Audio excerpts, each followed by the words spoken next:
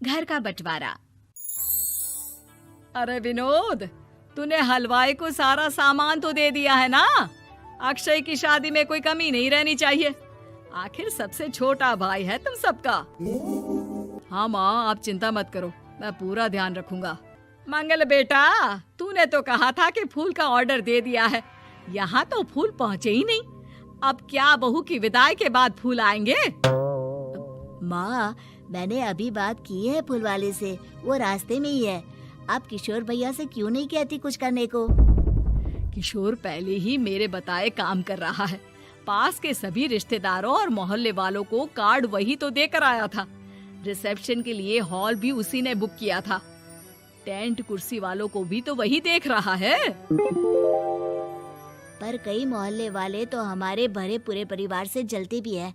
उन्हें बुलाने की क्या जरूरत थी?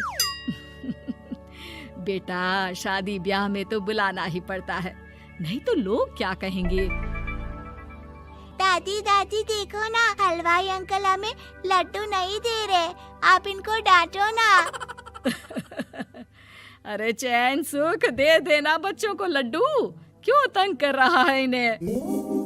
बीबी जी, मैं कहाँ मना कर रहा हूँ, लेकिन लड्डू बनते ही ये बच्चे उठा उठा कर खा लेते हैं। अरे मैं तो इन्हें थाल में रख के परोस भी नहीं पा रहा। भागो, अब कोल्ड ड्रिंक पीने चलते हैं।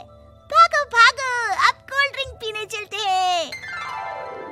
जैसे कि आप देख रहे हैं, आज इस घर के सबसे छोटे बेटे अक्षय की शादी है। घर में बहुत चहल पहल है।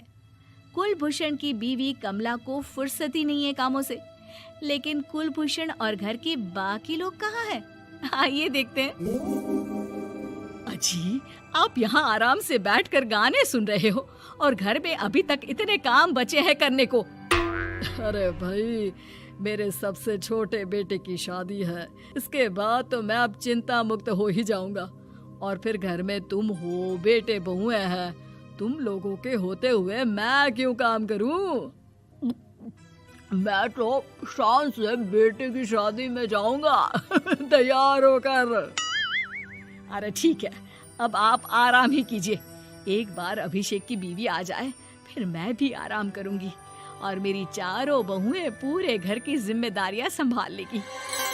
इतना कहकर कमला वापस अपने काम में लग जाती है। बेटा भी, तू अब तक तैयार नहीं हुआ? किससे बात कर रहा है फोन पर? तैयार कैसे हूँ? सैलून जाने से तो आपने मना किया है, क्योंकि मुझे हल्दी लग चुकी है। भाभीयों को देखो, सुबह से पार्लर में है। अक्षय की शादी हो जाती है और नंदिता बहू बनकर घर आ जाती है, लेकिन इस घर की खुशियों को मानो किसी की नजर लग गई थी। नंदिता के आने के बाद आए दिन घर की शांति भंग होती रहती। अपने माँ बाप की इकलौती बेटी को इतने बड़े परिवार की जिम्मेदारियां कहाँ संभालनी थी? अभी देखो ना, मेरे हाथों की मेहंदी भी अभी नहीं उतरी है और तुम्हारी मम्मी ने मुझे घर के कामों में लगा दिया। मैंने सोचा था कि घर की सबसे छोटी बहू होने के कारण मुझे सब पलकों पर बिठा के रखेंगे, पर यहाँ तो पलक झपकने की भी फुर्सत नहीं मिलती।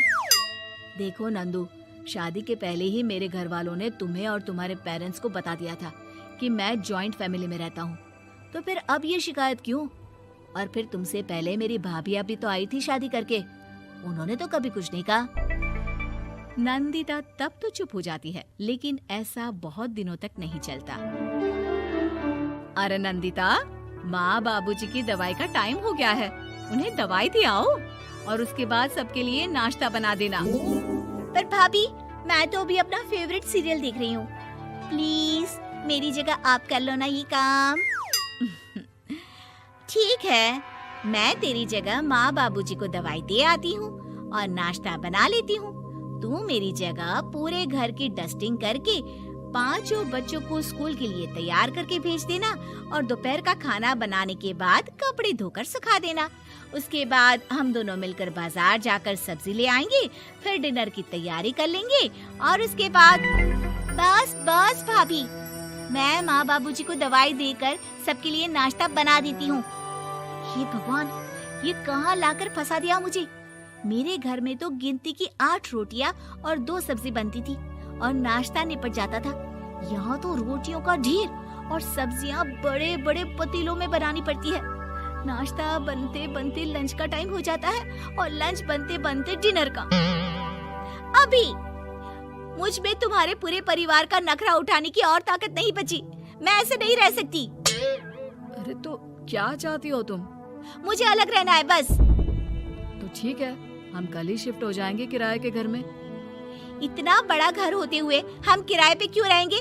ना जी ना, घर में ही दीवार खड़ी करो अपने हिस्से के आगे। घर के साथ साथ घर की खुशियों में भी दीवार खींच जाती है।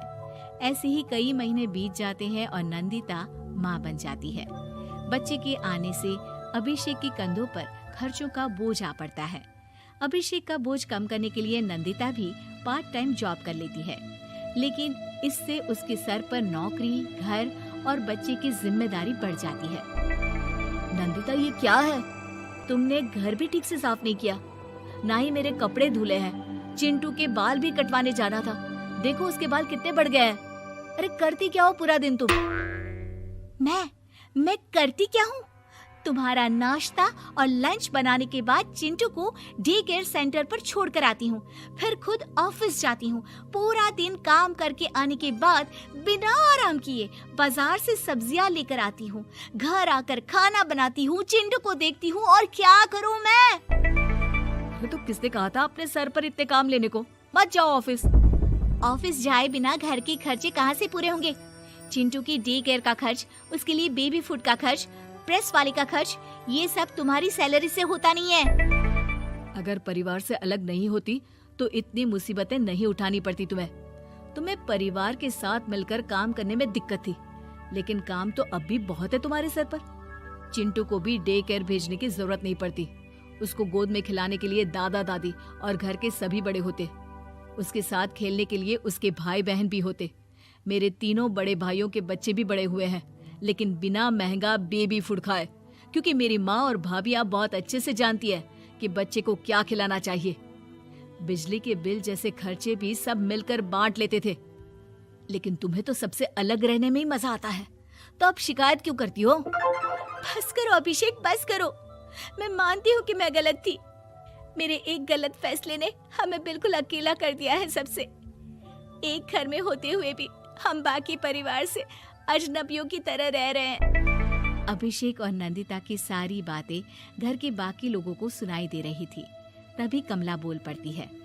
अरे नंदिता बहू, किसने कहा कि तुम अकेले हो? तुम्हारा इतना भरा पूरा परिवार है ना तुम्हारे साथ। हम तो बस ये चाहते थे कि तुम अपनी गलती समझ जाओ। अगर हम तुम्हें समझाते तो शायद तुम ना समझती, लेकिन अपनी गलती का एहसास तुम्हें खुद हो गया है, तो अब तुम समझ चुकी हो परिवार में एक साथ रहने का मोल क्या होता है। मम्मी जी, मुझे माफ कर दीजिए, अब ऐसा दोबारा कभी नहीं होगा। अरे माफी बाद में, पहले मेरा पोता जरा मेरी गोद में तो दे, और तू जाकर सबके लिए चाय बना ला।